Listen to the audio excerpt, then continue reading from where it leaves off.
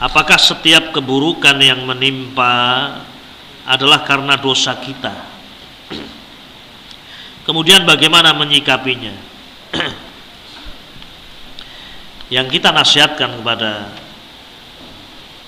diri saya dan antum semuanya, hendaknya senantiasa berhusnudzon kepada siapa? Allah. Itu yang paling penting. Menimpa kita musibah, menimpa kita kesempitan, entah menimpa kita, menimpa anak-anak kita, jangan sampai kita suudzon kepada siapa? Allah Jalla wa'ala. Ya Allah, kenapa anak saya sakit? Apa dosa anak saya? Anak kecil tidak ada dosa. Ya atau tidak? Kenapa panas anak saya ya Allah? Dosa apa yang diperbuat oleh dia? Ya. Sampai pernah ada yang bertanya, Ustadz, bolehkah ya berdoa kepada Allah agar penyakit anaknya pindah saja ke dirinya? Ya Allah, pindahkan penyakit anakku pada diriku. Kita katakan, ya fulan, jangan doa seperti itu. Berdoalah agar disembuhkan penyakit dan tidak mengenai dirimu, tidak pula mengenai apa? Anakmu. Minta afiah kepada Allah Subhanahu wa taala. Ya. Taib. Jangan sampai seorang terjatuh kepada suudzon. Apa salah Nabi alaihi salatu wassalam? Apa dosa Nabi alaihi salatu wassalam? Telah diampuni dosa-dosanya yang telah lalu dan akan apa? Datang. Tapi menimpa beliau sakit. Ya. Menimpa beliau apa namanya? Ujian-ujian. Ya, dalam perang Uhud sampai gigi beliau apa namanya? Ya, patah. Ya. Kepala beliau terluka sampai apa namanya? Mengeluarkan darah. Dan seterusnya. Menimpa Nabi alaihi salatu wassalam musibah, masaib. Ya. Wabillahi taufiq. Ada yang menimpa kita berupa musibah karena sebab dosa kita, bisa jadi, dan itu pantas untuk kita karena kita banyak apa namanya dosa. Ya. Tetapi ikhwatul kiram, hendaknya seorang senantiasa berusaha berhusnudzon kepada Allah.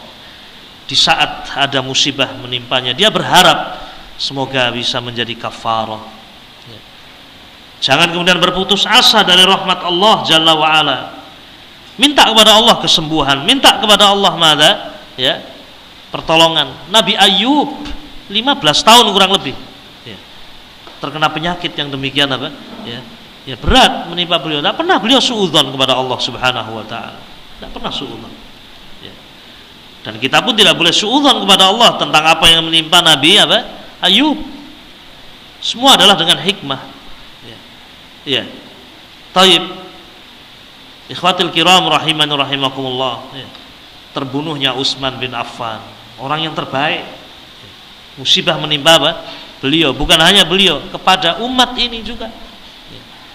Namun di antara hikmahnya, ya, setelah kejadian itu para ulama semakin gigih di dalam menanyakan apa namanya sanad. Dari mana riwayat ini? Dari mana ya kamu mendapatkan hadis ini? Ya. Seperti dikatakan oleh Ibnu Sirin.